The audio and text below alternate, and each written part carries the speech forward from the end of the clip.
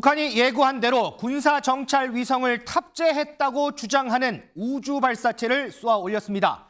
이 때문에 서울에는 오늘 아침 6시 32분 경계경보 사이렌이 울렸습니다. 자, 먼저 민지수 기자, 이 우주 발사체 발사, 북한이 실패를 공식적으로 인정을 했죠? 맞습니다. 오늘 새벽 6시 29분에 발사된 이 발사체 우주로 날아가지 못하고 그대로 바다로 떨어졌는데요. 네. 이 조선중앙통신이 1시간 만에 이 프로젝트 실패했다. 이 정찰 위성 만리경 1호가 시동 비정상으로 서해에 추락했다고 발표했습니다. 이렇게 빠르게 실패를 인정한 북한, 조만간 2차 발사를 예고한 상황인데요. 이 대통령실 관계자도 애초 발사 기한으로 예고했던 다음 달 11일 이전에 추가 발사를 감행할 수 있다 이렇게 밝혔습니다. 네, 우리 군은 이 서해 해상에서 이 추락한 이 미사일과 관련된 내용, 이 물체를 수거를 한 상태인데요. 지금 화면에 나오는 저 물체가 우주 발사체 물체인가 보죠? 맞습니다. 이 흰색 몸체에 붉은색으로 글씨가 써져 있는 모습을 확인할 수 있는데요. 네. 1단 로켓과 2단 로켓 사이에 원통의 연결단인 것으로 추정이 되고 있는 상황입니다. 군은 나머지 발사체 전부 수거해서 실제적인 기능 같은 것을 구체적으로 확인할 예정이라고 합니다. 자, 그런데 이 과정에서요, 앞서 제가 말씀드린 바와 같이 서울에는 경계경보 사이렌이 울렸고요, 대피를 준비하라는 재난 문자도 왔습니다. 이 때문에 모두가 깜짝 놀란 아침이었습니다. 시민들 목소리 좀 듣고 오겠습니다. 제가 가지고 있는 폰이 미국 폰인데 여기까지 그냥 경보가 울리길래 그런 점에서 좀 놀랐어요.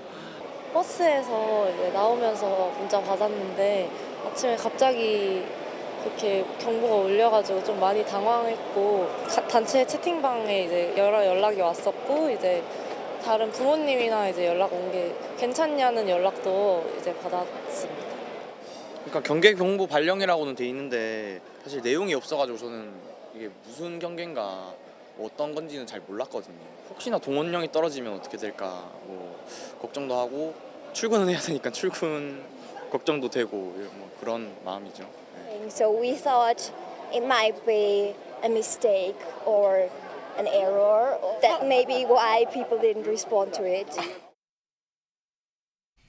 김지진 변호사도 아침에 사이렌 소리 들으셨죠? 네. 듣고 무슨 생각하셨어요? 네, 일단 뭐 저는 어제 저녁에 이제 술자리가 있어가지고 사실 알람을 끄고 좀 자고 있었는데, 네. 원래는 좀 일찍 일어나는데 사실 이 경계 공보 때문에 잠에서 깨긴 했습니다. 실제로 깜짝 놀라서 깼고, 내용 보고 이제 저런 뭐 대피 관련 얘기들이 나오니까 저 사실 개인적으로 좀 굉장히 놀랬고, 근데 뭐 개별 이제 우리 시민분들의 반응은 각양각색인 것 같아요. 이걸 뭐 MBTI별로 나눠봐야 되나 하는 생각도 들고. MBTI별로요?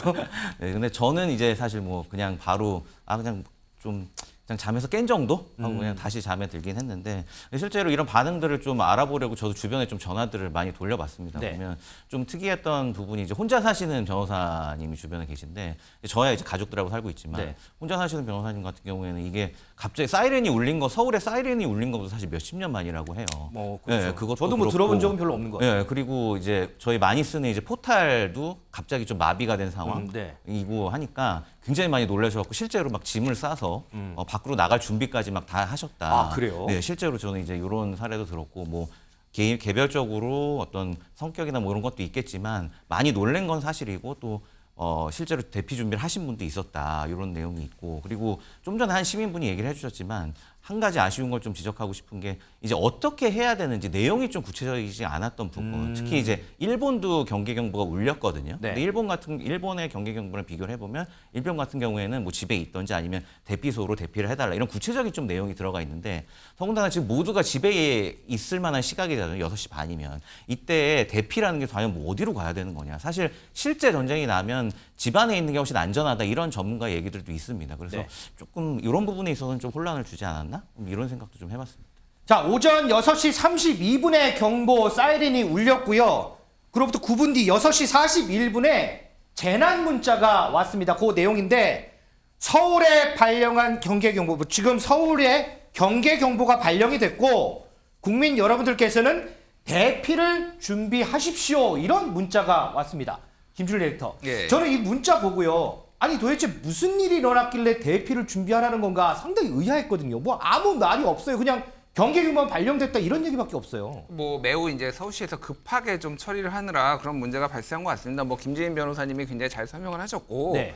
그러니까 이게 경계 경보라는 것에 대해서 이 행정기관들이 이제 지자체나 행정기관들이 그 무게감에 대해서 좀 이해를 해야 될 것 같아요. 그거를 전혀 파악을 못한 것 같은데 이제 민방공 경보 체제거든요. 이게 그러니까 적의 침공에 의한 전국 또는 일부 지역의 항공기나 유도탄, 지해상 병력에 의한 공격이 예상되거나 공격이 있을 경우에 경보를 울리는 거고 네. 대피를 하는 겁니다. 말씀하셨지만은 서울시에 이거를 울리면은 1,000만 명이 움직여야 되는 거거든요. 그렇죠. 어디에 대피를 합니까? 그러니까 이거를 이런 사실이 있다라고 알리는 거하고 이 경보를 울리는 거하고는 완전히 무게감 자체가 다른 거예요. 그러니까. 근데 지금 이거 뭐 뒤에 나오겠지만 이제 서울시장이 사과도 했지만은 이런 거를 지금 너무 조금 체계적으로 이렇게 하지 않고 좀 쉽게 판단을 해가지고 경보 체계를 울려서 굉장히 큰 혼선을 준 것 같은데 어쨌든 앞으로도 이런 일이 있을 수 있으니까 이 부분에 있어서 좀 정확하게 어떻게 해야 되는지에 대해서 경보 체계를 어떻게 울리고 어떤 내용이 들어가야 되는 데에서 좀 점검할 필요가 있어 보입니다. 오늘 이 경계경보 사이렌과 관련해서요. 조금 전에 오세훈 서울시장이 입장을 밝힌 게 있습니다. 그 목소리 좀 듣고 오겠습니다. 오늘 새벽 북한의 우주 발사체와 관련한 서울시의 경계 경보 문자로 많은 분들께 혼란을 드려서 죄송하다는 말씀을 드립니다.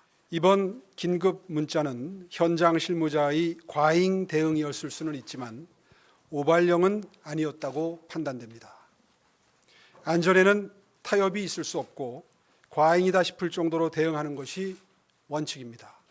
이번 일로 혼선을 빚은 점 거듭 송구하다는 말씀을 드립니다. 장해찬 최고위원, 과잉 대응일전정 오발령은 아니었다. 오늘 아침에 보니까 국민의힘 지도부에서도 비슷한 얘기가 나오긴 하더라고요. 근데 제가 말씀드리고 싶은 것은 이 재난안전 문자 자체 여부라기보다는요. 네. 물론 이것을 받고 놀라신 분들의 우려나 걱정도 이해는 합니다만 이 내용의 부실함입니다. 내용 예.